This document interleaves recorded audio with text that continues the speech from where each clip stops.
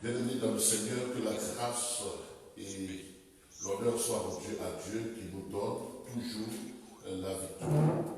Nous nous retrouvons ce matin sur cette plateforme pour nous édifier, pour communier avec tous les saints qui sont de près comme de loin, pour nous soutenir dans la prière et passer quelques moments à glorifier notre Seigneur, à l'adorer. Il mérite l'adoration, c'est lui qui nous garde, c'est lui qui veille sur nos vies, c'est lui qui nous préserve de tout mal. Il est notre Dieu et notre Père céleste. C'est pourquoi ce matin, nous nous empressons de venir dans sa présence pour le glorifier. Nous bénissons le Seigneur pour tous ceux qui nous suivent et qui sont connectés à notre plateforme Tabernacle du Plein Évangile. Nous leur souhaitons un bon culte dominical, quoique nous ne soyons pas ensemble, mais en esprit nous sommes unis. À Dieu soit toute la gloire, à Dieu soit l'honneur. Nous nous retrouverons sur cette plateforme pendant 5 dimanches consécutifs, compte tenu de la circonstance exceptionnelle de la pandémie qui prévaut et qui nous oblige à nous isoler les uns des autres physiquement, à être reconfinés. Mais ce qui est plus important, c'est que nous sommes connectés dans le Christ et par son esprit. Nous voulons chanter ce chœur qui dit gloire et louange. Alléluia. Gloire et louange. Alléluia. Gloire et louange. Alléluia. Gloire et gloire. Alléluia. Gloire et gloire. Alléluia. Que tout soit pour Jésus. Alléluia.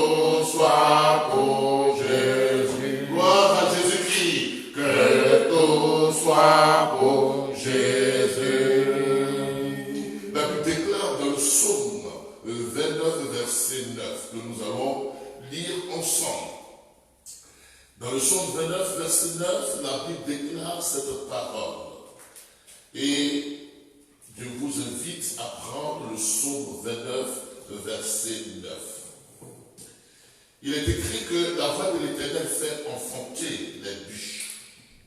Elle dépouille les forêts. Dans son palais, tout s'écrit gloire. Dans son palais, tout s'écrit gloire. Et le reflet de Dieu, c'est la gloire. Et la chose ultime à laquelle nous avons part, c'est que Christ vient nous réconcilier avec Dieu le Père et nous introduit dans la gloire de Dieu. C'est pourquoi ce matin, je vous vois rayonnant de gloire. Je vous vois triomphant de gloire en gloire. Je vous vois recouvert et ravi de gloire.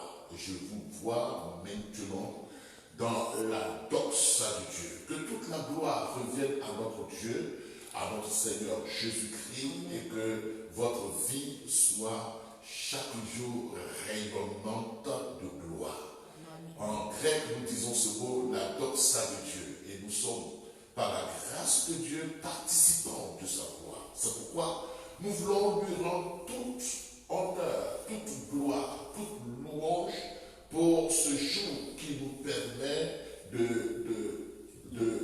dans lequel il nous introduit. Ensemble, bénissons notre Dieu. Notre Dieu est Père, nous te rendons toute gloire.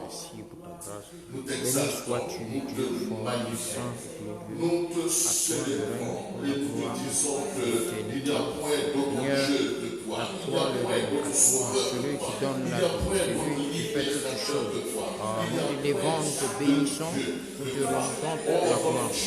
Merci Seigneur, merci mon Dieu, merci mon Dieu. À toi le sommet, à toi le règne, à toi la gloire pour l'éternité. Béni sois-tu, béni sois-tu,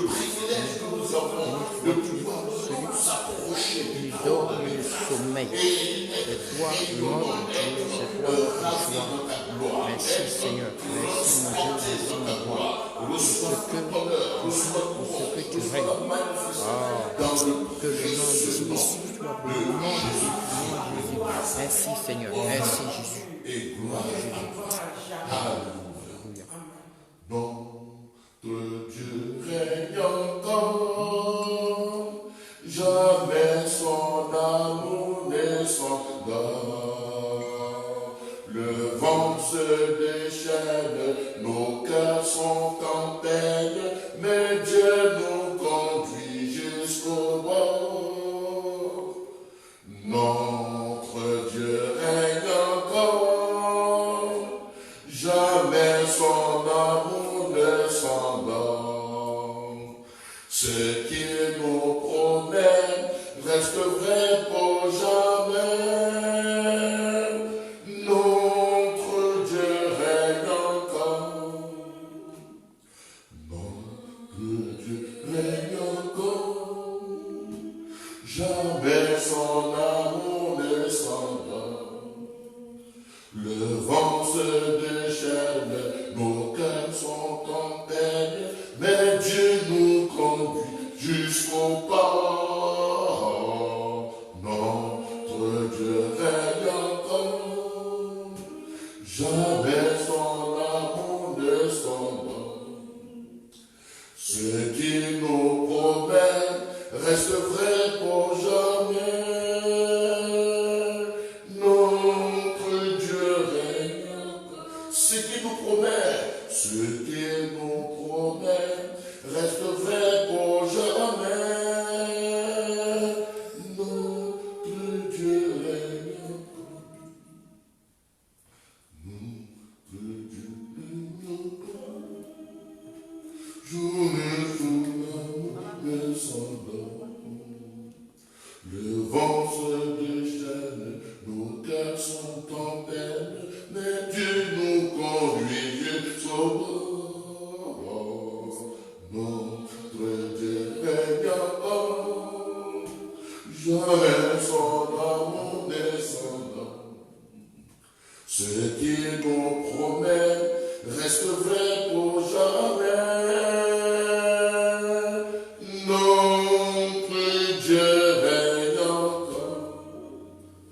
Oui, notre Dieu règne encore. Quelles que soient les circonstances, quelles que soient les saisons, quelle que soit la pandémie qui sévit dans toute l'humanité, notre Dieu est celui qui règne. C'est pourquoi il dit en Jean chapitre 14, verset 1, que votre cœur ne se trouble point. Croyez en Dieu, croyez en Dieu. Bien-aimés, ce matin, nous voulons lui dire, Seigneur, nos yeux sont sur toi et nous savons que tu règnes. Nos yeux sont sur toi et nous savons que tu règnes dans nos vies, que tu règnes dans nos maisons, que tu règnes. C'est pourquoi nous te bénissons parce que ton règne est manifeste chaque jour de notre existence. Ensemble, bénissons le Seigneur et recommandons et proclamons son règne. Proclamons son règne. Proclamons son règne. Notre Dieu, nous te bénissons parce que tu es le Dieu qui règne. Que ton nom soit béni. Tu nous as appris à prier et dire, notre Père qui est aux cieux, que ton règne vienne. Et par Jésus-Christ, ton règne est descendu parmi nous. Ton règne est manifesté chaque jour. Ton règne est évident. C'est pourquoi ce matin, nous voulons te dire que notre Dieu règne. Il règne encore, quelles que soient les circonstances. Il règne, quelles que soient les contingences. Il règne. Et ce matin, nous voulons te bénir pour ton règne. Nous voulons élever ton règne. Nous voulons élever ton nom parce que tu es celui qui règne. Tu règnes sur toute situation. Tu règnes dans ce pays. Tu règnes dans nos maisons. Tu règnes dans nos vies. Tu règnes en toutes circonstances. Ce n'est pas la maladie qui règne. Ce n'est pas les démons qui règnent. Ce n'est pas les situations adverses qui règnent. C'est toi, Jésus, ton règne, qui doit être magnifié. Et ce matin, nous nous assemblons pour glorifier ton nom, pour célébrer ton nom, pour te rendre action de grâce. Parce que tu es le Dieu qui règne au-dessus de toutes circonstances. Tu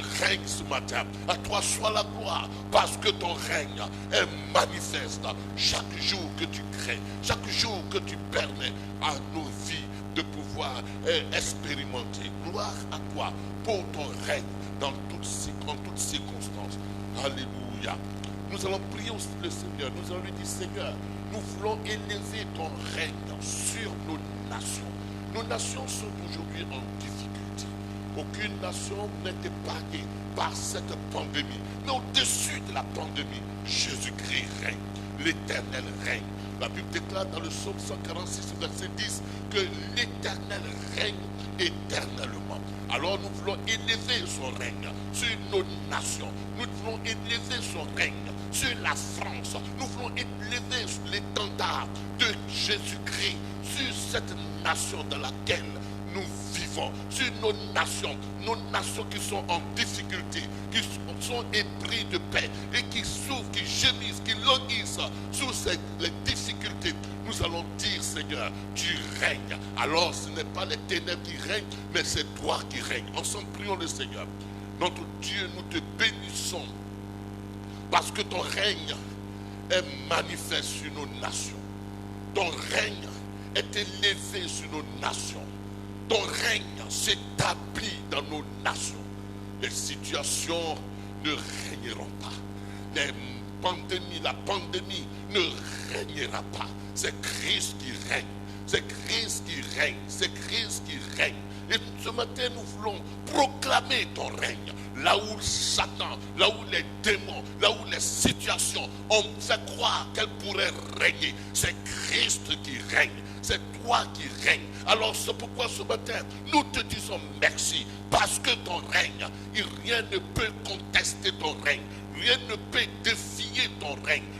Rien ne peut supplanter ton règne. Rien ne peut aller au-dessus de ton règne. Et parce que tu règnes ce matin, nous te bénissons. À toi soit toute la gloire. Parce que tu règnes dans nos nations. Tu règnes dans nos continents. Tu règnes dans nos villes. Tu règnes dans nos quartiers. Tu règnes dans nos circonscriptions. Tu règnes en tous égards. Ce matin, béni sois-tu. Gloire à toi dans le nom de Jésus-Christ. La Bible déclare dans le livre d'Ésaïe, chapitre 8, nous voulons le lire. Ésaïe chapitre 8, verset 23. La Bible dit une parole qui est réconfortante. Dans Ésaïe chapitre 8, verset 23. Il est écrit, mais les ténèbres ne régneront pas toujours sur la terre où il y a maintenant des angoisses. Si les temps passés ont couvert d'opprobre, si les temps passés ont couvert d'opprobre, le pays, les temps à venir couvriront de gloire la contrée voisine. Les temps à venir couvriront de gloire. Et il dit, Ésaïe dit, si le passé, si les passés ont couvert d'opprobre, si ton passé a été couvert de confusion, a été couvert de chagrin, a été couvert de désolation, si ton passé a été couvert d'échec, si ton passé a été couvert d'affliction, la Bible déclare que les ténèbres ne régneront pas toujours. Les ténèbres ne régneront pas toujours. L'angoisse ne régnera pas toujours. L'affliction ne régnera pas toujours. La pandémie ne régnera pas toujours. Et ce matin, nous voulons dire merci au Seigneur. Parce que les situations d'angoisse, les situations d'opprobre, les situations d'affliction ne régneront pas. C'est Jésus-Christ qui règne dans ma vie, qui règne dans ta vie, qui règne dans ma maison, qui règne dans ta maison, qui règne dans nos cités, qui règne dans ta cité, qui règne dans nos nations. Alors ce matin, nous voulons dire aux situations qu'elles ne nous troubleront pas, parce que celui qui règne et qui a tout pouvoir dans le ciel et sur la terre est assis sur son trône et il continue de régner. Les situations ne régneront pas, Satan ne régnera pas, les ténèbres ne régneront pas. Dans ma vie, aucune angoisse, aucune affliction, aucune situation de lamentation et d'opprobre ne régnera. Alors ensemble, bénissons le Seigneur, parce que les ténèbres ne régneront pas toujours. L'affliction ne régnera pas toujours. La maladie, la pandémie ne régnera pas toujours. Alors ensemble, bénissons le Seigneur, parce qu'il règne. Il règne dans nos maisons. Il règne dans nos vies. Il règne dans nos familles. Il règne dans nos situations. Il règne dans nos finances. Il règne en tous égards. Nous te bénissons, Seigneur, pour ton règne qui est manifeste. Ce matin, bien-aimé, proclame que les ténèbres ne régneront pas toujours.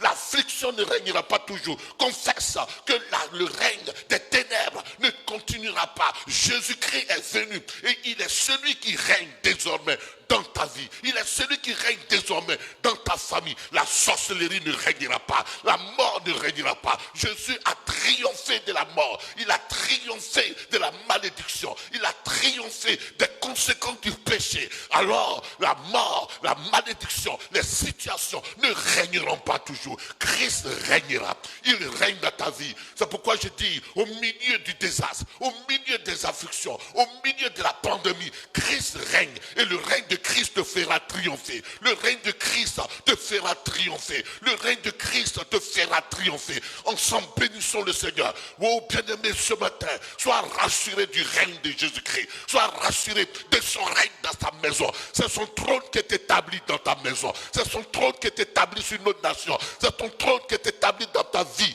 Alors, aucune circonstance ne prendra le dessus. Aucune maladie, aucune pandémie ne prendra le dessus. Alors Jésus-Christ règne. Béni sois-tu, Seigneur, pour ton règne qui est manifeste, pour ton règne qui est évident, pour ton règne dans ma vie, pour ton règne dans ma famille, pour ton règne dans mon foyer, pour ton règne à tous égards, pour ton règne dans ma nation. Béni sois-tu pour ton règne ce matin. Jésus-Christ, tu règnes. Et ce matin, nous sommes participants de ton règne. Nous participons à ton règne. Nous sommes bénéficiaires de ton règne. Nous sommes bénéficiaires de ton règne. Et nous contribuons ce matin à confesser Christ glorifié, à confesser Christ qui règne. Bien-aimé, la maladie ne régnera pas toujours. Bien-aimé, l'affliction ne régnera pas toujours. Bien-aimé, la douleur ne régnera pas toujours. Bien-aimé, les angoisses ne régneront pas toujours. Bien-aimé, la pandémie ne régnera pas toujours. Jésus-Christ est établi sur son trône. Il est assis sur son trône et il règne. C'est pourquoi ce matin, que ton cœur ne se trouble point. Que ton âme ne se trouble point. Que ta vie ne soit point dans la désolation. Celui qui règne, il est en toi. À lui soit la gloire, à lui soit l'honneur, dans le nom de Jésus-Christ de Nazareth. Dans le nom de Jésus-Christ de Nazareth. Alléluia. Alléluia. Nous voulons ensemble dire au Seigneur qu'il est avec nous. Il est avec nous parce qu'il a fait cette promesse. Il a dit en Hébreux chapitre 13, je vais dire ça, Hébreux chapitre 13, verset 5 à 6, il est avec toi. Celui qui règne est avec toi. Celui qui règne, il est avec toi, il vit en toi. Versets 5 à 6. Celui qui règne, il est avec toi. Hébreux chapitre 13, verset 5. Est-ce que tu crois que Jésus-Christ règne? Oh, c'est la débandade. Lorsque ce fut la débandade, lorsque il fut enseveli, son entrée dans le tombeau, son entrée dans le séjour des morts provoqua la panique et ordonna à Satan de relâcher la clé de la mort. C'est pourquoi il dira en Apocalypse, je tiens la clé de la mort. Et il dit, voici, je vous donne le pouvoir de marcher sur les serpents. Je vous donne la clé de marcher sur les serpents, sur les scorpions et sur toute la puissance de l'ennemi. Pourquoi? Parce que désormais, le pouvoir a changé de camp. Le règne a changé de camp. Autrefois, sous l'empire de la maladie, sous l'empire du diable, sous l'empire de la sorcellerie. Mais désormais, Christ vit en toi, celui qui règne vit en toi. Christ vit dans ta maison, celui qui règne vit dans ta maison. C'est pourquoi il dit en Hébreux chapitre 13, verset 5, il dit, ne vous livrez point à l'amour de l'argent, contentez-vous de ce que vous avez, car Dieu lui-même a dit, je ne te délaisserai point, je ne t'abandonnerai point. C'est donc avec assurance que nous pouvons dire, le Seigneur est mon aide, je ne craindrai rien. Que peut me faire un homme? Le Seigneur est mon aide. Il dit, je ne t'abandonnerai point. Oh, bien-aimé, j'aime bien ce cantique qui dit, non, jamais tout seul, non, jamais tout seul. Jésus, mon sauveur, me garde, jamais tout seul. Non, jamais tout seul, non, jamais tout seul.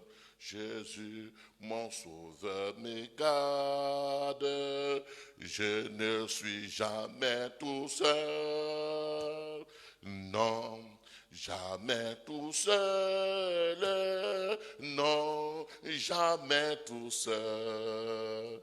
Jésus, mon sauveur, me garde, je ne suis jamais tout seul. Non, jamais tout seul, non, jamais tout seul. Jésus, mon sauveur, me garde, je ne suis jamais tout seul. Bien-aimé, tu n'es pas seul. Il a dit, je suis avec vous jusqu'à la fin du monde. Et ce matin, nous voulons lui dire merci parce que ta présence me suffit. Merci parce que ta présence dans cette vie me suffit. Ta présence compte beaucoup dans ma vie. Ta présence me rassure. Ta présence me suffit. C'est pourquoi ce matin, nous voulons dire au Seigneur merci pour sa présence. Merci pour sa présence. Merci pour son soutien. Ensemble, bénissons le Seigneur. Notre Dieu, nous te bénissons ce matin. et nous t'élevons, nous t'adorons, nous te glorifions.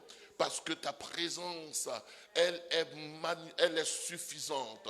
Ta présence, elle est suffisante dans ma vie. Ta présence, elle est suffisante dans ma maison. Ta présence, elle est suffisante dans ma nation. Ta présence, elle est suffisante dans ma communauté. Alors ce matin, je te bénis, je t'élève, je te glorifie parce que tu es avec moi. Parce que tu es avec moi. Parce que tu es celui qui me soutient, tu es celui qui me garde, tu es celui qui me délivre de la mort, qui me délivre de la maladie, tu me délivres des assauts de mes ennemis. Béni sois-tu parce que tu assures le dépôt de mon âme, tu assures le dépôt de mon corps, tu assures la protection de ma vie. À toi soit toute la gloire dans le précieux nom de Jésus-Christ de Nazareth. Alléluia. Alléluia. Nous voulons ce matin marquer un arrêt. L'humanité est en train de célébrer ce que l'on a appelé la Toussaint, la fête de la Toussaint. Bien que nous ne célébrons pas les morts, bien que nous ne fêtons pas la Toussaint, mais nous savons que ce matin, en de pareilles circonstances, dans chaque famille, les gens sont attristés. Les gens sont, les blessures, le vide est réconsidéré. Les blessures sont encore renouvelées. L'affliction se vit ou alors est manifeste dans l'âme de ceux qui ont perdu un parent ou un être cher. Et la désolation est forte. Alors nous voulons nous souvenir ce matin des familles qui sont en situation de désolation. Nous voulons nous souvenir des familles qui sont affligées. La Bible dit en cela dans 2 Corinthiens chapitre 1. Dans 2 Corinthiens chapitre 1 versets 3 à 4. Et nous voulons les saluer de passage et leur dire qu'elles ne sont pas seules. Celui qui affermit nos âmes est avec eux. Il dit en 2 Corinthiens chapitre 1, versets 3 à 4. Il dit, béni soit Dieu, le Père de notre Seigneur Jésus-Christ, le Père des miséricordes et le Dieu de toute consolation, qui nous console dans toutes nos afflictions, afin que par la consolation dont nous sommes l'objet de sa part, de la part de Dieu, nous puissions consoler ceux qui se trouvent dans quelques afflictions. Nous puissions consoler ceux qui se trouvent dans quelques afflictions. Bien-aimés, je sais que vous avez connu, vous qui m'écoutez maintenant, d'une manière ou d'une autre, vous avez connu des moments d'affliction dans vos maisons, dans vos familles. Et vous savez la peine que cela peut causer. Cela peut crier. Et donc, ayant été consolé, vous êtes bien placé pour consoler ceux qui pleurent aujourd'hui, pour compatir à leur douleur. Et Jésus-Christ a connu lui aussi la douleur, la meurtrissure, les blessures. Il a connu lui aussi la mort. C'est pourquoi il peut consoler ceux qui sont affligés. Alors ce matin, recevez dans vos cœurs la consolation de celui qui console ceux qui sont affligés. Alors ensemble, nous allons prier pour des familles qui sont en difficulté, en détresse. Vous me suivez? Vous me suivez? Nous allons nous souvenir de tous ceux qui sont en situation de désolation. La Bible dit que il est le Père des miséricordes. C'est-à-dire que celui qui rentre dans la misère de celui qui est en difficulté, et qui soustrait de son cœur la misère. C'est ça la miséricorde. Il est celui qui entre dans la misère de celui qui, pour quelque situation que ce soit, a été plongé dans la misère. Et il ôte, il extrait de son cœur la misère. Ce matin, Dieu ôte de ton cœur la misère, parce qu'il est le Père de toute miséricorde. Et il apporte toute consolation. Et donc, pourquoi il nous console? Il nous console, en fait, nous aussi, nous soyons l'objet, nous qui sommes consolés, nous sommes l'objet de la part de Dieu, pour que nous puissions consoler ceux qui se trouvent dans quelques afflictions. Alors ce matin, nous allons nous souvenir d'un frère, d'une sœur, d'une famille, d'une nation qui passe par des situations d'affliction, de désolation. Nous allons nous souvenir de notre pays, la France. Vous avez vu ces derniers temps que la France a été victime d'attentats. Et ces attentats ont endeuillé plusieurs familles. Nous allons dire, Seigneur, ce matin, que ta consolation puisse être manifestée à ceux qui ont été victimes de ces attentats. Nos nations ont connu des guerres, ont connu des soulèvements et il y a eu des morts. Nous voulons dire ce matin, Seigneur, en ce jour où les gens sont dans la commémoration de leur situation, alors Seigneur, souviens-toi de ceux qui ont perdu un parent, un proche. Nous voulons nous souvenir ce matin de quelqu'un qui a perdu son travail et qui lui aussi est dans la désolation. Seigneur, ce matin, tu es le Père des consolations, des miséricordes. Alors ce matin, nous prions ensemble le Seigneur. Père, nous te prions ce matin pour tous ceux qui souffrent dans leur âme, pour tous ceux qui souffrent dans leur corps, pour tous ceux qui souffrent dans leur esprit. Nous voulons ce matin dire que tu les fortifies, que tu les soutiennes, que tu les gardes, que nous voulons ce matin dire que tu entres dans leur situation, dans leur maison, dans la profondeur de leur cœur, et que tu guéris ces cœurs, que tu restaures ces cœurs, que tu manifestes la consolation. Quelqu'un qui est affligé, quelqu'un qui est dans la désolation, quelqu'un qui est dans l'amertume, quelqu'un qui est dans la tristesse, ce matin, je te prie, Saint-Esprit, guéris son cœur, ranime de joie son cœur et restaure son âme. Je vais te prier ce matin pour nos nations qui sont en détresse. Je vais te prier ce matin pour les familles qui sont en difficulté. Je vais te prier ce matin pour quelqu'un qui a perdu son emploi, pour quelqu'un qui est en situation de difficulté financière, pour quelqu'un qui est dans la solitude, dans la désolation la plus totale. Seigneur, nous te prions ce matin que tu accordes du plus profond de son âme la consolation.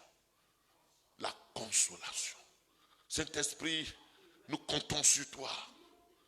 Et rends-les forts. Rends-les forts. Dans le puissant nom de Jésus-Christ. Alléluia. Alléluia. Alors ce matin, toi qui nous as suivis, nous voulons te dire que tu es fort. Si tu as pu traverser ces moments, ce n'est pas par ta force. C'est par la force de celui qui est en toi. Alors nous voulons dire, je suis fort, fort. Oui, plus que vainqueur, par le sang de Jésus, je suis fort, fort, oui, plus que vainqueur, par le sang de Jésus, mon sauveur. Bien-aimé, ne laisse pas cette situation t'affaiblir. Ne laisse pas quelques épreuves te démoraliser, parce que celui qui est en toi est fort. Celui qui est en toi te rend fort. Celui qui est en toi te rend vainqueur. Il te rend plus que vainqueur. Il triomphe et il te rend plus que triomphateur. Alors, dis avec moi que je suis fort. Je suis fort et plus que vainqueur par le sang de Jésus-Christ, mon sauveur. Je suis fort, fort, oui, plus que vainqueur. Oh, par le sang, oui, de Jésus, je suis fort, fort, oui, plus que vainqueur. Par le sang de Jésus, je suis fort, fort, oui, plus que vainqueur. Par le sang de Jésus, je suis fort, fort, oui, plus que vainqueur. Par le sang de Jésus, mon sauveur. Veux-tu briser du péché le pouvoir? La force est en Christ, la force est en Christ. Si dans ton cœur tu veux le recevoir, la force est dans le sang de Christ. Alléluia. Je suis fort, fort, oui, plus que vainqueur. Par le sang de Jésus, oui, Jésus, je suis fort, fort, oui, plus que vainqueur. Par le sang de Jésus, mon sauveur. Veux-tu braver et la mort et l'enfer? La force est en Christ, la force est en Christ. Jésus d'un mot fait tomber, tout est fait. La force est dans le sang de Christ. Alléluia. Je suis fort, fort, oui, plus que vainqueur. Par le sang de Jésus, je suis fort, fort, oui, plus que vainqueur. Par le sang de Jésus, mon sauveur. L'apôtre Paul dit à Timothée, c'est à cause de cela que je souffre des choses et je n'en ai pas honte, car je sais en qui j'ai cru et je suis persuadé qu'il a la puissance de garder mon dépôt jusqu'à ce jour. Je sais en qui j'ai cru. Et c'est parce que celui en qui j'ai cru, il est celui qui règne.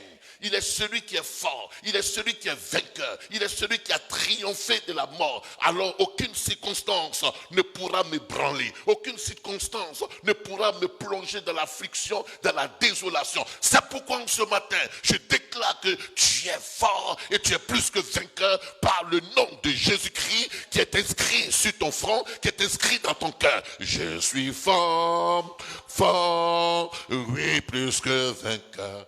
Par le sang de Jésus, je suis fort, fort, oui, plus que vainqueur. Par le sang de Jésus, mon sauveur.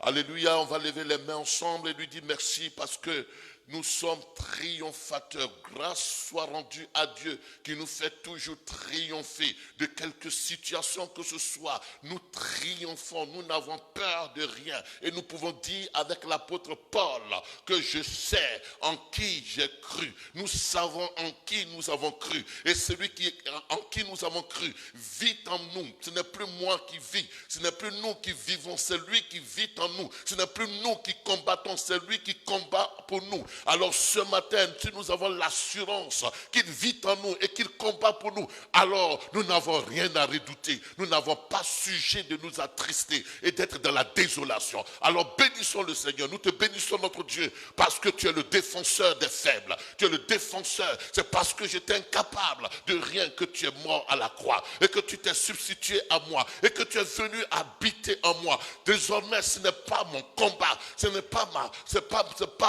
mes pas mes efforts, ce n'est point par ma force, mais c'est par toi, c'est par ton esprit, je suis vainqueur. C'est par ton esprit, je puis y arriver. Et je puis dire, je sais en qui j'ai cru. Je sais que celui en qui j'ai cru, il n'est pas faible, il n'est pas mort, il n'est pas impuissant. Celui en qui j'ai cru, il n'est pas pauvre. C'est pourquoi ce matin, je veux te dire merci pour toute situation que tu gères, pour toute situation que dans laquelle tu me donnes la victoire. La Bible déclare qu'il ne dort, ni ne sommeille, celui qui garde Israël. Tu es celui qui garde le dépôt de mon corps, le dépôt de mon âme. Aucun adversaire n'aura accès à ma vie.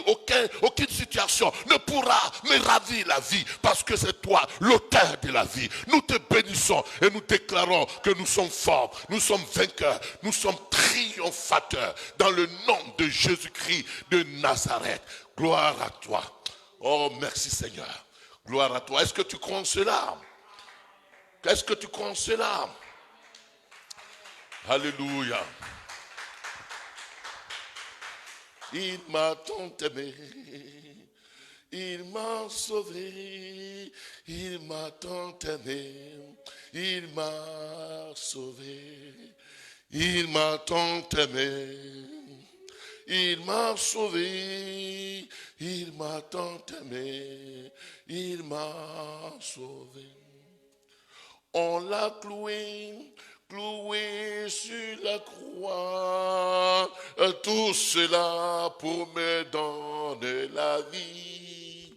On l'a blessé sur son côté, tout cela pour me donner la vie. Oui, il m'a tant aimé, il m'a sauvé, il m'a tant aimé. Il m'a sauvé. Bien-aimés, la Bible déclare que, voyez quel amour Dieu a manifesté pour nous, pour que nous soyons appelés enfants de Dieu. Nous sommes enfants de Dieu.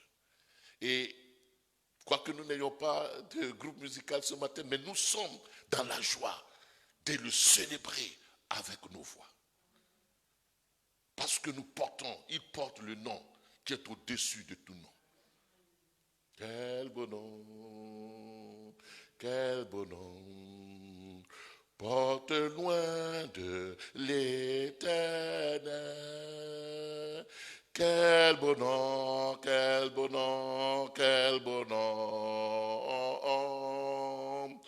pour celui de Manuel. Dans les cieux et sur la terre, il n'est aucun nom plus doux, aucun que mon oncle frère, au nom de Christ mort pour nous. Quel beau nom, porte loin de l'éternel. Quel beau nom,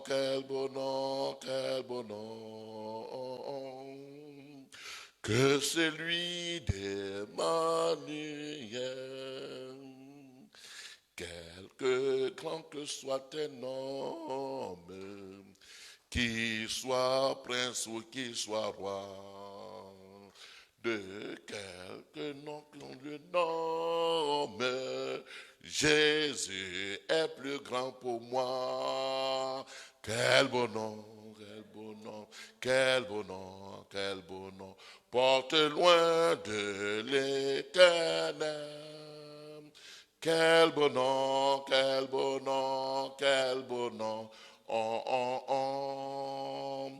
que celui d'Emmanuel.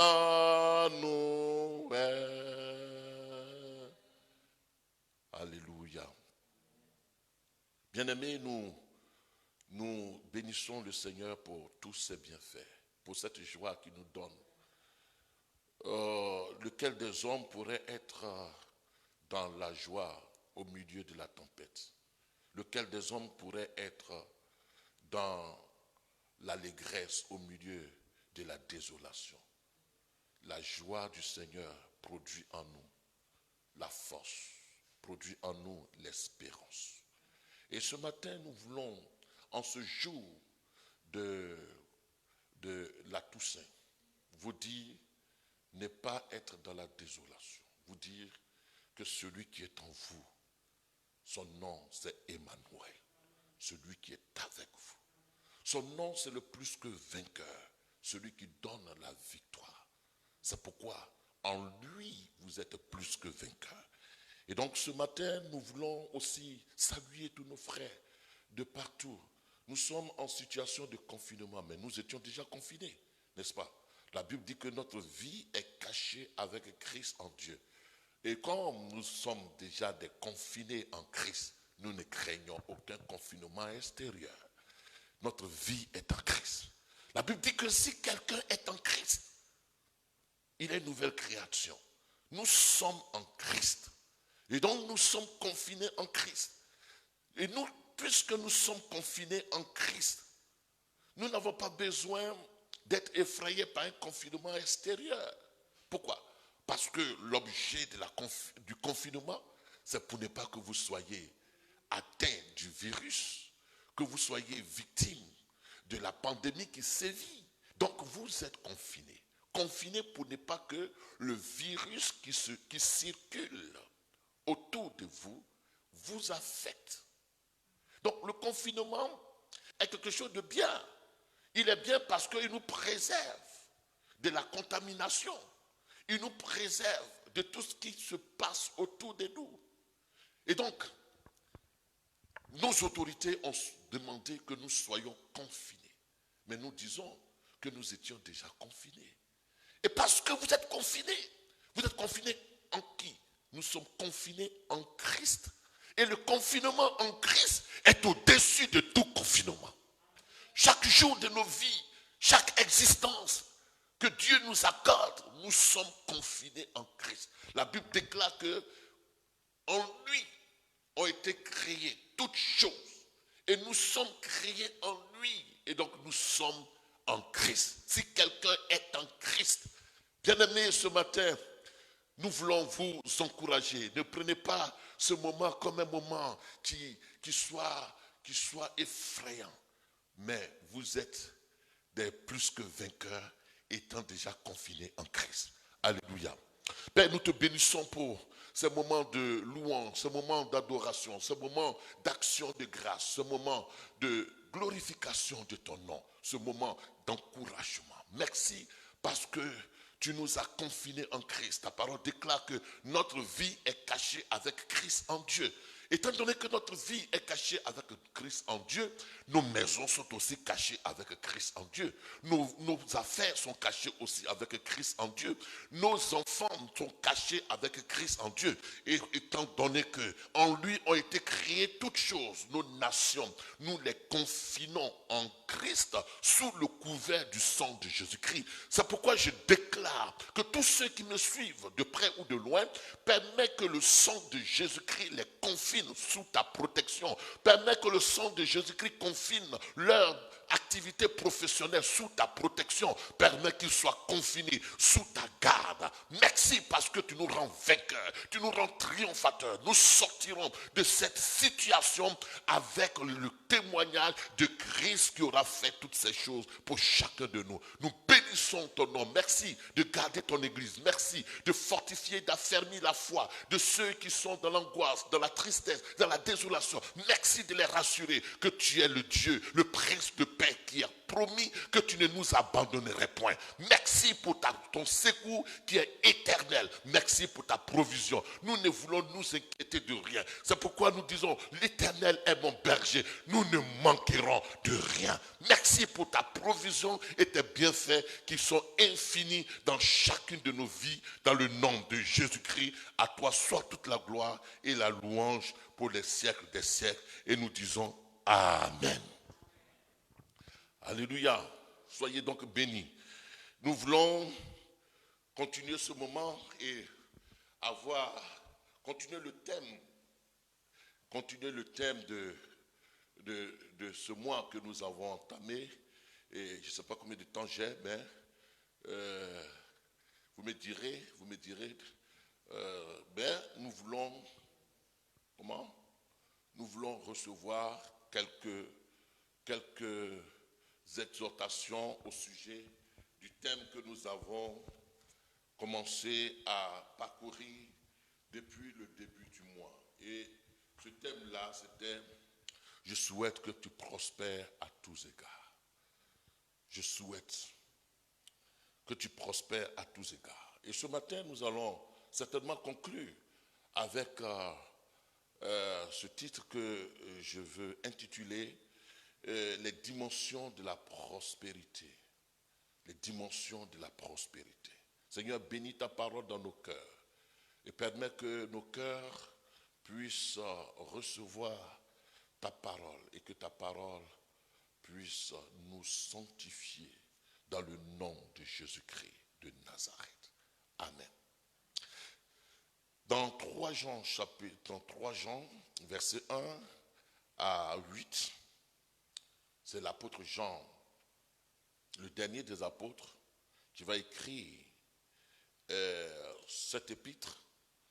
Et il va écrire l'épître de 3 Jean au milieu d'une situation d'apostasie. Il va écrire 1 Jean, 2 Jean, au milieu d'une situation de contestation de la saine doctrine, au milieu d'une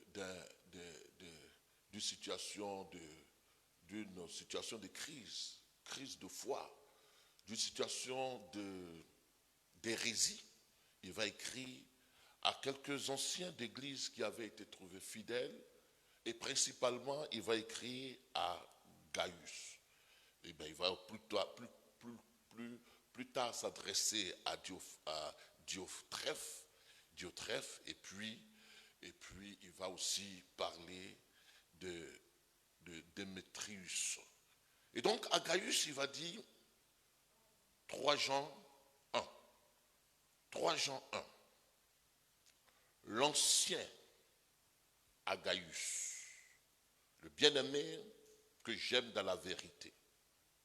Bien-aimé, je souhaite que tu prospères à tous égards et sois en bonne santé, qu'on prospère l'état de ton âme.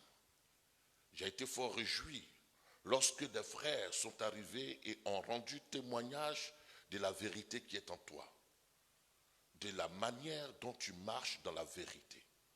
Je n'ai pas de plus grande joie que d'apprendre que mes enfants marchent dans la vérité.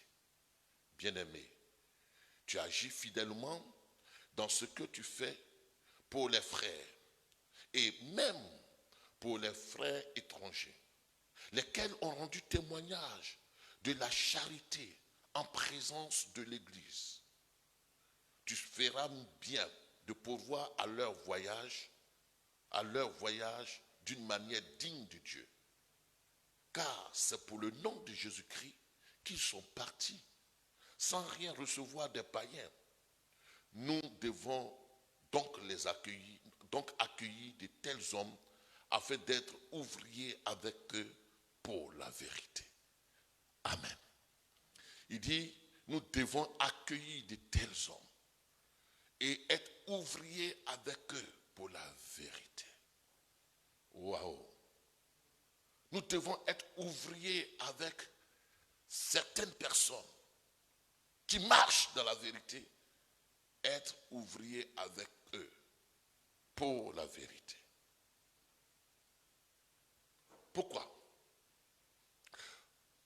Pourquoi Paul parle de la sorte, Jean parle de la sorte? Vous allez voir que dans le bref passage que nous avons eu, il va parler à Gaius et il va citer le mot bien-aimé 3 fois. Au verset 1, il va dire bien-aimé, que j'aime dans la vérité. Au verset 2, il va dire bien-aimé. Il va dire encore bien-aimé. Pourquoi il dit bien-aimé, mais de façon répétitive? Pourquoi il dit bien-aimé?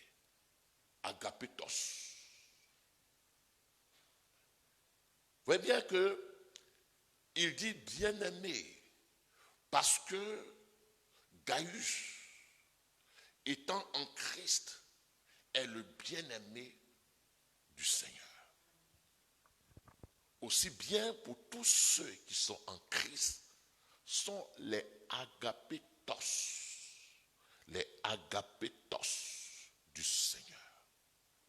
Nous sommes tous les bien-aimés du Seigneur. Et cela est réconfortant, cela est suffisant. L'amour de Dieu a été manifesté, mais sans attendre quoi que ce soit. C'est un amour agapao, un amour agapé. Tandis que les hommes peuvent t'aimer par rapport à ta situation d'aujourd'hui, par rapport à ta position d'aujourd'hui, par rapport à ce qu'ils tirent de toi aujourd'hui. Ils peuvent t'acclamer, ils peuvent faire un semblant de te porter dans leur cœur ou sur le bout de leurs lèvres. Mais il y a quelqu'un qui t'aime tel que tu es. Quelles que soient tes faiblesses, quels que soient tes manquements, quelles que soient tes chutes, quelles que soient les erreurs que tu aurais faites, quelles que soient les défaillances qui ont caractérisé ta conduite depuis quelque temps, Dieu ne cesse de dire que tu es son bien-aimé. Bien-aimé, je veux que vous compreniez que l'amour de Dieu est au-dessus de tout. L'amour de Dieu n'est pas conditionnel. L'amour de Dieu n'est pas lié au fait que je suis sanctifié, au fait que je prie beaucoup, au fait que je fais beaucoup d'œuvres à l'église. Ça n'a rien à voir avec tout cela. C'est quand nous sommes conscients de cet amour que nous pouvons continuer à le servir avec quoi? Avec diligence, avec persévérance. Mais l'amour que Dieu te porte n'a rien à voir avec tes possessions matérielles, avec ta position sociale, avec la classe familiale d'où tu viens, ou alors la position familiale que tu occupes. La Bible déclare que tu es le bien-aimé de l'Éternel. Et donc, parce que tu es le bien-aimé, parce que tu aimes d'un amour incommensurable, d'un amour inaltérable, d'un amour fort, d'un amour qui vient du fond de son cœur, d'un amour qui est total, Dieu veut aussi te prospérer. Il veut te donner au-delà de ce que tu penses, au-delà de ce que tu demandes. Tu es le bien-aimé de Dieu. Parce que tu es le bien-aimé, il ne permettra pas que tu périsses. Il ne permettra pas que tu languisses. Il ne permettra pas que quelque chose te manque. Il ne permettra pas que tu sois affamé. Il créera des situations parce que la Bible déclare que je suis et que tu es le bien-aimé de l'Éternel. Les hommes peuvent te haïr. Les hommes peuvent te rejeter. Les hommes peuvent te négliger. Mais quel que soit ce que l'on peut dire de moi, je suis le bien-aimé de l'Éternel. Oh, sois-en rassuré, afin que tu ne marches plus la tête basse, afin que tu ne marches plus avec la confusion dans ton visage, afin que tu ne marches plus avec le chagrin dans ton cœur, afin que tu ne marches plus sous la culpabilité. Il dit, tu es son bien-aimé.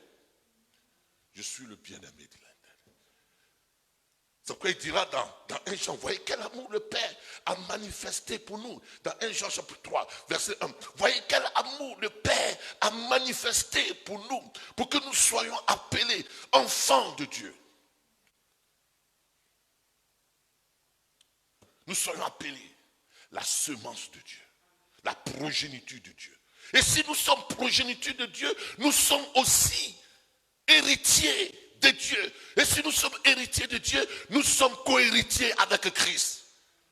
Nous jouissons des mêmes faveurs, des mêmes grâces avec son Fils bien-aimé Jésus-Christ. Or, à ton Dieu appartiennent le règne et la puissance. Il te défendra. À ton Dieu appartiennent les cieux et la terre. Donc la terre t'appartient. Tu es le bien-aimé. Donc il dit à Gaius, à l'ancien Gaius, le bien-aimé, que j'aime dans la vérité.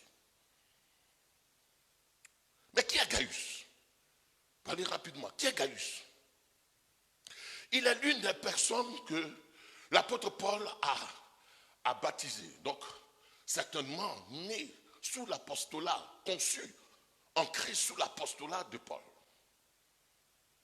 Parce que Paul dira qu'en 1 Corinthiens chapitre 1 verset 14, et que je me réjouis de n'avoir baptisé personne à l'exception de Gaius et de Crépus. Donc, il dit, ce n'est pas, au verset suivant, il dit, ce n'est pas pour baptiser que Christ m'a envoyé. Il m'a envoyé pour annoncer Christ crucifié. Donc, Gaius est celui que l'apôtre Paul a baptisé, selon 1 Corinthiens chapitre 1 verset 14. Mais non seulement cela, mais Gaius a été l'hôte de Paul et de toute l'Église. Vous allez voir que Paul fait état de lui. Il parle de lui dans Romains chapitre 16. Est-ce que vous êtes là? Si vous comprenez bien qui est Gaius, vous allez comprendre la suite. Dans Romains chapitre 16, verset 14. Vous me ferez signe si j'ai quelques minutes qui me restent. Romains chapitre 16, verset 14. Romains chapitre 16, verset 23. Il dit, Gaius, mon hôte, et celui de toute l'Église vous salue. Gaius, mon hôte. En 1 Corinthiens chapitre quoi? En Romains chapitre 16, verset 23. Gaius, mon hôte. Ça veut dire que toutes les fois que Paul était en voyage, il logeait chez Gaius. Gaius était aussi l'hôte de toute l'Église. Il était celui qui exerçait l'hospitalité. Non seulement à l'apôtre Paul, mais aussi à toute l'Église. Figurez-vous ce que ça peut coûter d'exercer l'hospitalité. Mais il était tellement hospitalier que Paul fait mention de lui, que l'apôtre Jean, qui va rester le dernier des apôtres, va faire l'éloge de Gaius. Il va lui dire, mon bien-aimé que j'aime dans la vérité. C'est-à-dire qu'il était particulier par ses œuvres, par sa façon de faire, par sa façon de manifester sa foi. Non seulement il a été baptisé par Paul, mais il était celui qui exerçait l'hospitalité. Et vous allez voir dans ce passage que lorsque les frères venaient en Asie, les missionnaires, les apôtres arrivaient en Asie, Gaius est l'ancien qui les recevait dans son église et dans sa maison. Contrairement à Diotrephe, nous n'aurons pas le temps de parler de Diotrephe, contrairement à Diotrephe qui était établi dans l'église et qui chassait les frères, et qui chassait les missionnaires, et qui n'avait aucune considération. Diotrephe qui était assis en autarcie, qui était assis en quoi? En don Juan, qui était assis en tant que quoi? En tant que gourou dans l'église, et qui avait tous les honneurs et qui ne voulait recevoir personne, qui tétanisait toute l'église. Gaius, dans l'église de l'Asie mineure, il était particulier. Vous allez comprendre pourquoi je vais dire, l'apôtre Paul dit que je souhaite. Mais il faut que vous compreniez cela. Vous compreniez que quand il dit je souhaite, ce n'est pas fortuit. Et ce n'est pas parce qu'il est trop beau. Ce n'est pas parce qu'il a un titre. Non, parce que ses œuvres vont amener l'apôtre Jean à formuler une prière solennelle, une prière prioritaire, une prière qui vient du fond de son cœur. Il était un ancien qui était vraiment un soutien, une colonne pour l'église. Mais non seulement cela, voyez un peu une des œuvres de Gaius. Un jour, l'apôtre Paul est parti en Éphèse. Il allait en Éphèse et puis il a prêché l'évangile. Les gens se sont convertis. Et puis il y a eu un soulèvement. Les gens ont voulu arrêter l'apôtre Paul. Ils ont voulu ils ont voulu le guillotiner, ils ont voulu le tuer. Et quand les gens étaient attroupés à la recherche de Paul, c'est Gaius qui va sortir, qui va donner sa vie pour libérer l'apôtre Paul. Ils ont voulu le décapiter, et puis il va dire, mais tiens, qui cherchez-vous? Il va se placer, il va s'interposer entre l'apôtre Paul et ses ennemis qui voulaient le décapiter. Waouh! Acte chapitre 19, on va voir ça. Acte chapitre 19. Non. Romains chapitre 16. Il était dans Romains chapitre 16, mais Acte chapitre 19, on va voir ça. Acte chapitre 19, verset 23.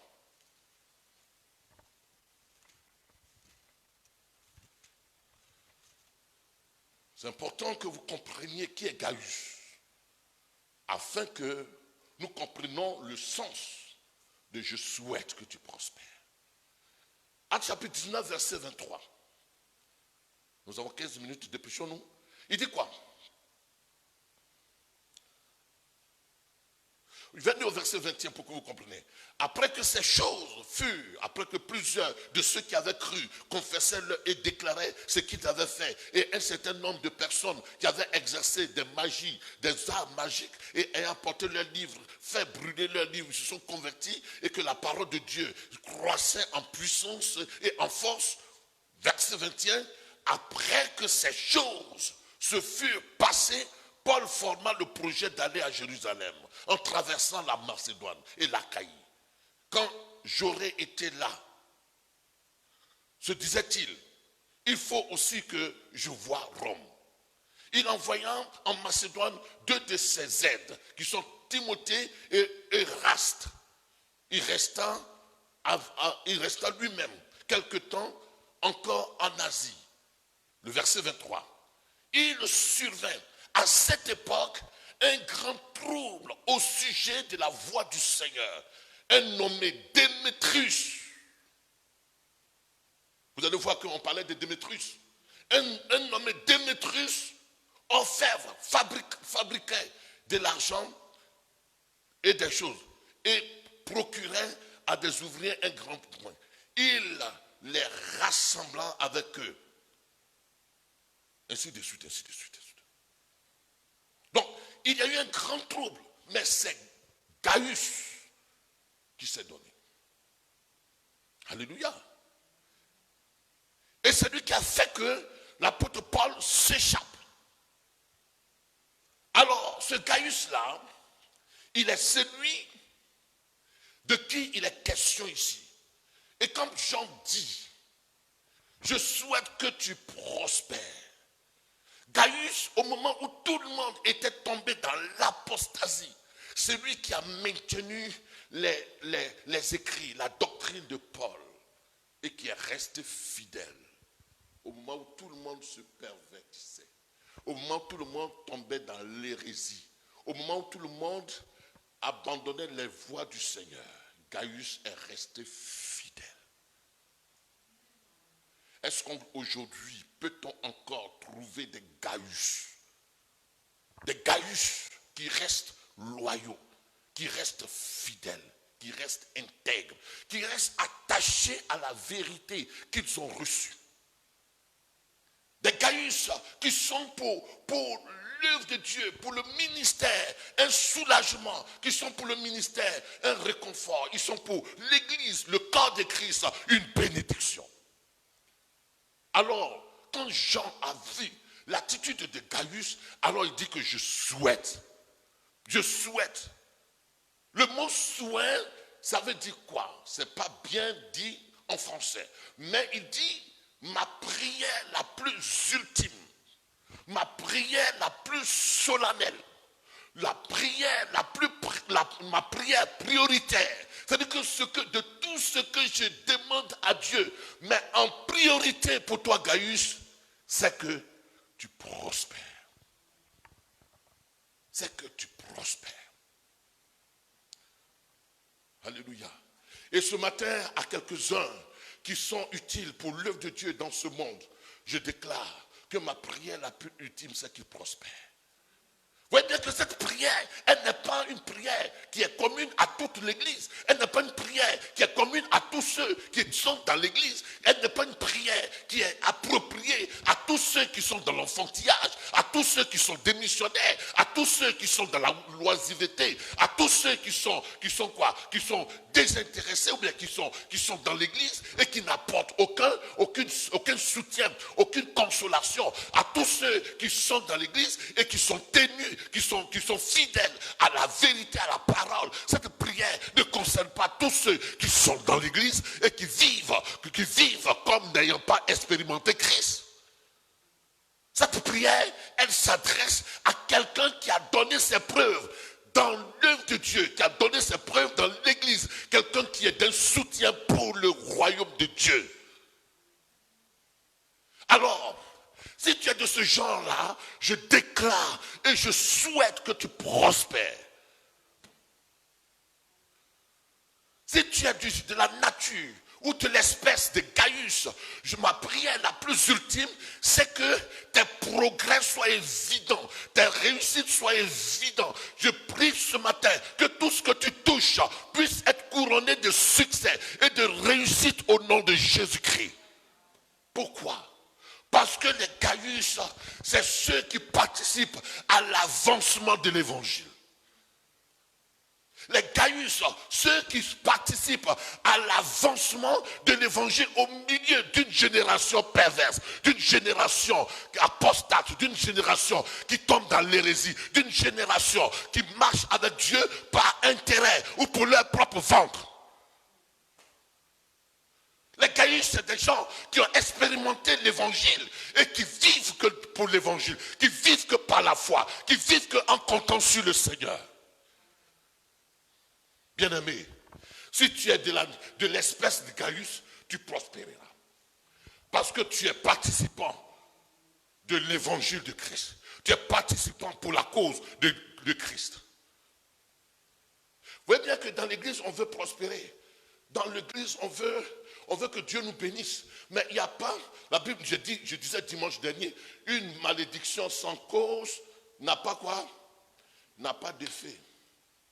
Mais comprends aussi qu'une bénédiction sans cause n'a pas d'effet.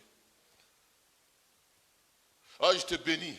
Ça devient un slogan dans l'église. Ah, ma soeur, je t'ai béni. Soyez béni. Non. Mais depuis quand on te dit soyez béni et puis tu ne vis pas la bénédiction? Non.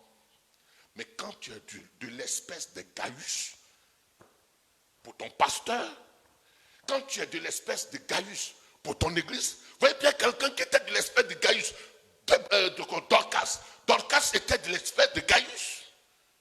Quand elle est morte, ils ont déplacé l'apôtre Pierre. Pourquoi? Parce que Dorcas était une Gaius dans l'église. Lazare était un type de Gaius. Lazare est un type de Gaius.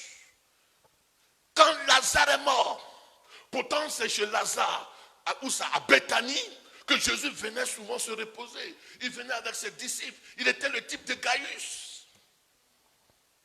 Quand Lazare est mort, Jésus n'est pas resté indifférent. Il est apparu. Il est apparu. Il est apparu. Il dit, où l'avez-vous mis? Mon ami Lazare ne peut pas mourir. Des Gaius ne meurent pas. Et je veux dire ce matin à quelqu'un, si tu as un Gaius dans ta communauté, si tu as un Gaius dans l'église, si tu as un Gaius dans le royaume de Dieu, tu ne mourras pas. Tu ne mourras pas. Des Gaius ne meurent pas. Même quoique souvent physiquement tu sois mort, tes œuvres témoigneront de ta foi, tes œuvres témoigneront de ta fidélité, tes œuvres témoigneront de ta conversion. Parce que les Gaius ne passent pas inaperçus. Bien-aimés, soyons des Gaius si nous voulons aller loin avec Dieu. Cet homme-là, il n'était pas juif, c'était un Romain, un centenier, celui qui avait bâti le temple. Et les Juifs n'avaient pas de rapport avec les païens, avec les Romains. Ils ne pouvaient pas entrer chez les Romains. Mais lorsque cet homme-là a eu son serviteur qui était malade, les disciples m'ont dit que c'est lui qui a bâti qui a bâti notre synagogue, qui a bâti le temple. Jésus s'est déplacé. Il y a des situations où Dieu lui-même se déplace. Où l'armée du ciel même se déplace. Corneille était quelqu'un qui faisait des aumônes, qui était fidèle. Alors Dieu dit, j'ai vu tes aumônes, j'ai vu tes aumônes. Quoique tu n'es pas juif, quoique tu n'as pas encore expérimenté Christ, mais j'ai vu, tu as cru en l'évangile, tu as cru en la parole, j'ai vu tes aumônes. Alors j'envoie qui? J'envoie Pierre. Oh Pierre, déplacer Pierre. Oh. Je t'assure que Dieu déplacera son armée pour toi. Quand tu seras en situation d'épreuve, Dieu déplacera son royaume pour toi. Il déplacera les anges pour toi. Il déplacera ses serviteurs pour toi. Il déplacera sa main pour toi. Et sa main viendra en secours. Tu ne manqueras de rien. Alors Dieu dit, Gaius, je souhaite que tu arrives à bon port. Que tu arrives à quoi? Au but, que tu accomplisses ta destinée. Je prie, je souhaite de tout mon cœur que les vœux de ton cœur soient exaucés. À tous ceux qui sont Gaius dans la vie des hommes de Dieu, dans la vie de l'œuvre de Dieu, dans la vie de leur nation, dans la vie de leur génération, je déclare qu'il ne te manque de rien, que tu prospères à tous égards. Gaius, il a donné sa tête pour l'apôtre Paul. Il a donné sa poitrine pour l'apôtre Paul. Il a donné sa maison pour tous les frères de l'église qui étaient en situation de difficulté. Quand les hommes de Dieu arrivaient en Asie, Gaius était celui qui leur assurait un très bon accueil. Est-ce que tu es Gaius? C'est pour cela. Quand on te dit, je souhaite que tu sois prospère, ce n'est pas anodin, ce n'est pas donné à tout le monde. La prière que Jean formule ici, c'est une prière qui est une prière capitale, qui est une prière solennelle. C'est une prière solennelle. Il dit quoi? Qu'est-ce que je peux demander à Dieu pour toi, Gaius? Ce que je demande à Dieu, c'est que c'est déjà fait. Ce que je dis à Dieu, c'est que c'est déjà fait. Toi et ta maison, vous ne manquerez de rien. Toi et ta postérité, vous ne manquerez de rien. Toi et tes enfants, vous ne manquerez de rien. Parce que l'œuvre de Dieu avance à cause de toi. Dans Romains chapitre 10, il dit quoi? Comment croiront-ils? On va dire ça. Romains chapitre 10, n'est-ce pas? Romains chapitre 10, il est dit quoi? Verset 14. Romains chapitre 10, verset 14. Wouh! Il me reste combien de temps? Dites-moi. Il me reste 15 minutes. Ok. Je vais y arriver. J'avais tellement de choses à dire. Je suis en introduction. Tu es Gaius? Non, je n'ai rien dit encore. Romains chapitre 10, verset 14 à 15. Voilà ce qui est dit. Romains chapitre 10, verset 14 à 15. Voilà ce qui est dit. Il dit, comment donc invoqueront-ils celui en qui ils n'ont pas cru? Nous voulons que les gens soient convertis. Nous voulons qu'il n'y ait plus de terroristes. Nous voulons qu'il n'y ait plus de sorciers. Nous voulons qu'il n'y ait plus de gens qui soient encore aveuglés. Mais comment croiront-ils? Comment invoqueront-ils celui en qui ils n'ont pas cru? Écoutez-moi bien. Suivez la logique de Paul. Nous voulons que nos parents soient convertis. Mais comment croiront-ils? Comment invoqueront-ils celui en qui ils n'ont pas cru? Donc celui en qui ils n'ont pas la foi. Or, il va dire plus loin que la foi vient de quoi? De ce qu'on entend.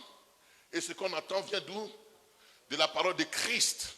Mais pour que la parole de Christ parvienne à celui qui n'a pas la foi, il y a une démarche. Comment? Comment les gens pourront-ils invoquer celui en qui ils n'ont pas cru? Et comment croiront-ils en celui en qui ils n'ont pas entendu parler? Donc, pour qu'ils puissent croire, il faut qu'il y ait quelqu'un qui parle.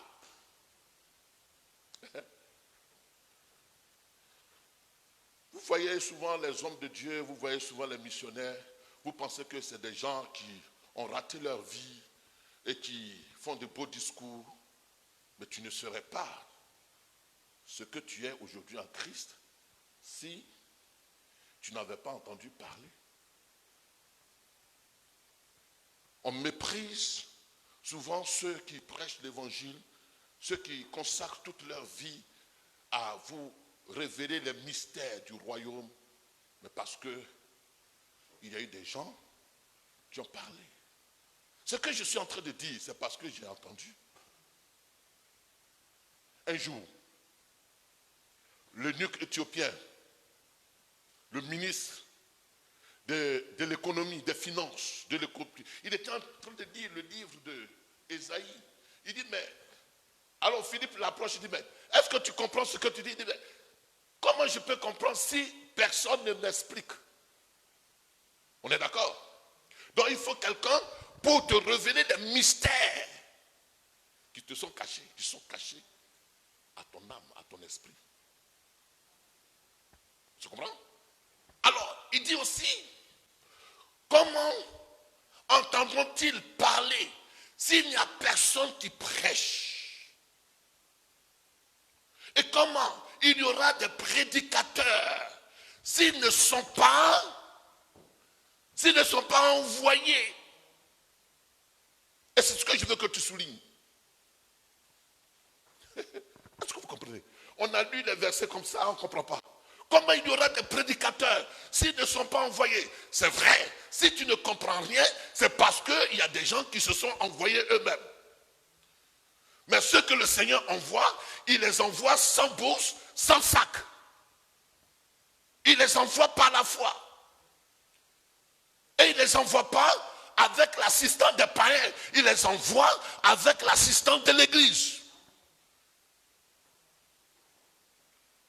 Donc, les Gaius étaient ceux qui avaient compris que Paul était porteur des mystères de Christ. Et donc ce Paul-là, il faut le soutenir, il faut l'héberger, il faut le nourrir, il faut lui donner ce qui est nécessaire pour qu'il puisse assurer la mission pour laquelle Dieu l'a suscité. Donc il était participant. Il ne partait pas, mais il était quand même là. Il partait d'une autre manière. Il partait par ses prières, il partait par ses offrandes, il partait par ses dîmes, il partait par son soutien, il partait par sa libéralité, il partait par son hospitalité. Est-ce que tu comprends, ma fille? Donc de telles personnes, elles sont la prunelle des yeux de l'Éternel. Les Gaius sont spéciaux. Et donc j'en dis, avant que je ne meure et que je ne sois guillotiné, ma prière, la dernière prière que je puis formuler pour toi, Gaius, il faut que tu réussisses les décrets de ta vie. Alors, pour les 5 minutes, il y a 3 dimensions. Pour être comme Gaius, il y a 3 dimensions. La première dimension, Gaius a cru au Seigneur. Il a la dimension spirituelle. Il a expérimenté Christ. Je ne dis pas qu'il a expérimenté la religion. Il a expérimenté Christ. C'est vrai qu'il n'a pas expérimenté Christ comme l'apôtre Paul. Mais par la révélation du mystère de Christ que Paul prêchait, ses yeux ont été ouverts et les ténèbres ont été ôtées par la prédication des hommes comme Paul. Vous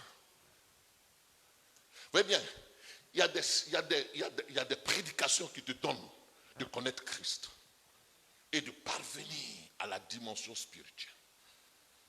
Ce n'est pas la chair et le sang, ce n'est pas la littérature, ce n'est pas l'intellectualisme, ce n'est pas les beaux discours, ce n'est pas tout ce qu'on raconte qui vont te faire. Il dit que ce n'est pas la chair et le sang, mais c'est mon Père qui est là-haut qui t'a révélé ces choses. Dimension spirituelle. Gaius était né de nouveau. Gaius avait eu la révélation de la parole de Dieu. Mais Gaius aussi, dans la dimension spirituelle, il y a une chose. Gaius, pour que tu le connaisses mieux, pour que tu ailles en profondeur, il faut que tu sois prospère. Tu sais pourquoi il veut qu'il soit prospère? Si je vous dis ça, vous n'allez pas me comprendre. Parce que Paul, lui, il a fait l'expérience. Il faut que tu aies l'argent pour investir en toi-même, dans ta spiritualité. Pourquoi? Parce que pour comprendre certaines choses, on a besoin d'investir dans la connaissance. Dans la connaissance. L'apôtre Paul disait à Timothée, Timothée, quand tu viendras, il faudra envoyer mon manteau et le parchemin. Le parchemin, c'était des rouleaux. Les rouleaux d'écrits, des érudits, des prophètes, des grands, des enseignants. Et ces rouleaux-là n'étaient pas à la portée de tout le monde. Est-ce que vous savez que beaucoup de pasteurs ne peuvent pas vous donner plus que ce qu'ils ont? Ils ne peuvent pas. Ils ont envie de vous donner. Mais ça coûte. La connaissance coûte.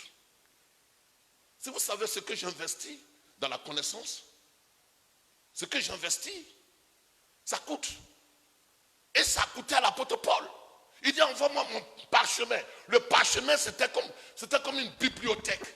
Mais qui n'était pas tout le monde qui avait droit, qui avait possibilité de s'acheter des parchemins. Il faut de l'argent.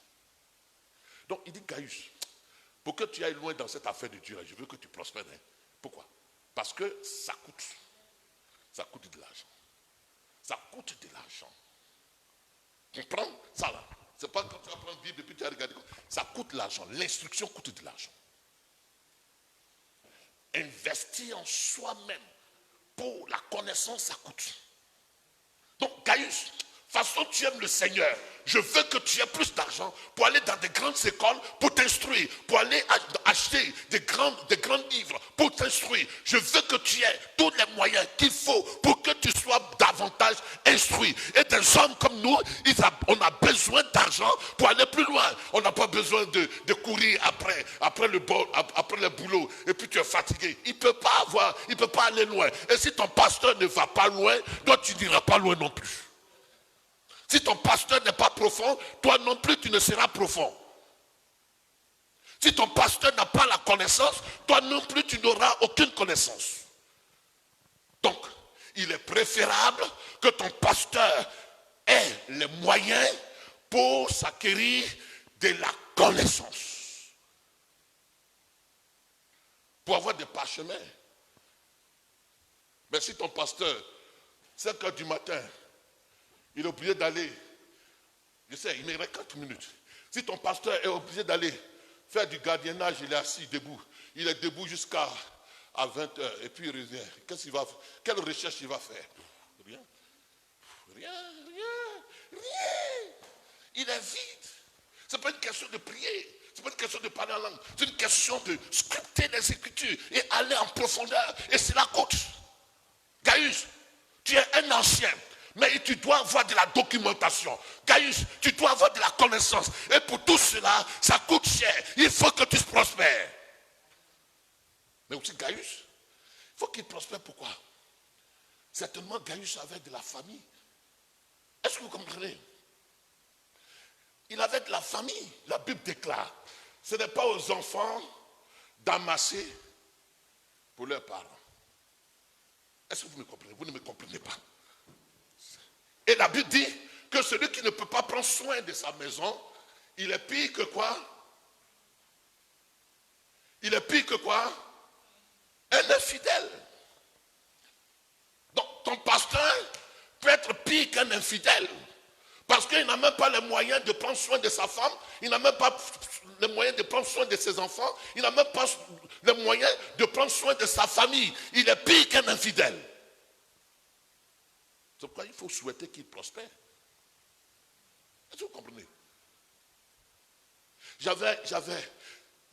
J'ai eu dans mon cœur de vous dire, Jésus a été élevé pas parce qu'il a guéri les malades. Jean 6, vous allez voir que Jésus, on voulait le faire roi parce qu'il a multiplié les pains. Il a donné à manger. À manger. Si ton pasteur, si ton église n'est pas capable de faire du social, capable d'aider les sœurs, capable d'aider les frères qui sont dans le manque, l'église ne peut pas impacter ni sa région, ni son environnement, ni son cercle d'influence. Pourquoi? Parce qu'elle n'a pas les moyens de sa politique. Donc, souhaite que ton église prospère. J'avais beaucoup à dire. Mais il faut que je le dise quand même, parce que je serai, même s'il me reste 2 minutes. Il dit, je souhaite que tu prospères comme prospère l'état de ton âme. Comme prospère l'état de ton âme. Il n'y a pas de prospérité si ton âme n'est pas en bonne santé.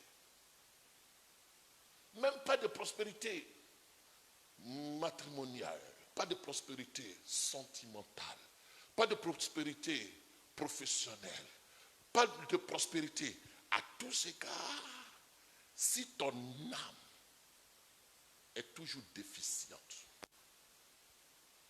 Parce que le Saint-Esprit assure et garantit le salut, mais ton âme, il réceptionne le message du Saint-Esprit et puis il te fait manifester ce que tu as à l'intérieur. Mais si ton âme n'est pas en bonne santé, si ton âme est blessée, si ton âme est frustrée, si ton âme est dans le quoi? Dans la confusion, dans l'affliction, si ton âme est dans la culpabilité, si ton âme porte en elle le passif de ton passé, s'il porte en elle des blessures du passé, même quand les opportunités seront créées par Dieu pour que tu prospères, tu ne sauras pas gérer au mieux ces opportunités. C'est pourquoi l'apôtre Paul dit, ne vous conformez pas au siècle présent, mais soyez métanoïés. C'est-à-dire que votre âme là n'a qu'à être guérie, n'a qu'à être transformée, n'a qu'à être changée. Pourquoi? Parce que le reflet de ce que nous voyons est ce qui vient de notre âme. Même dans le relationnel, tu ne peux pas conserver un relationnel qui te propulse au succès si ton âme n'est pas guérie, si ton âme contient encore en lui les germes des blessures du passé. Donc Dieu va envoyer un homme pour t'épouser, une femme pour t'épouser, mais comme tu as été trahi avant, ton âme garde encore les blessures. Or, un cœur blessé blesse, une âme blessée blesse, une âme amère de tout le monde et crée l'amertume, crée une atmosphère difficile. Donc, si tu veux prospérer, 1, le Seigneur, 2, ton âme. Il faut que la parole puisse guérir ton âme. Il faut que ton âme soit en bonne santé. Si tu veux que ton corps soit en bonne santé, il faut que ton âme soit d'abord en bonne santé. Si tu veux que ton foyer soit en bonne santé, il faut que ton âme soit en bonne santé. La femme, elle ne peut pas donner le meilleur d'elle-même si son âme n'est pas libérée.